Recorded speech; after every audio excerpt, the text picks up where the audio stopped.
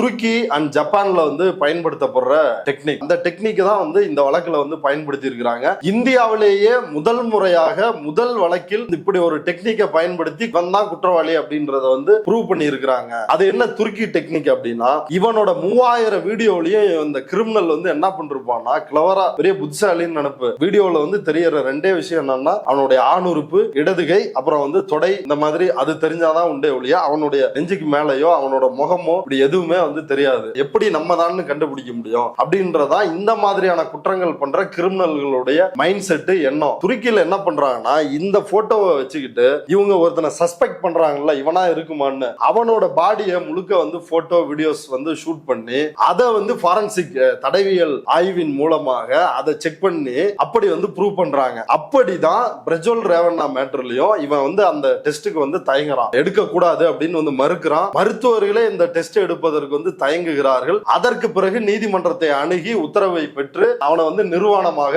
Photo video வந்து எடுத்து இந்த ஆய்வுக்காக அவனோட அந்த சஸ்பெக்ட், அவன் தானே அதுல குற்றம் சாட்டப்பட்டவன், அதுல அவனோட லெப்ட் ஹேண்ட் வந்து வீடியோல பதிவா இருக்குது இல்ல, அதுல வந்து மச்சம் இருக்குது.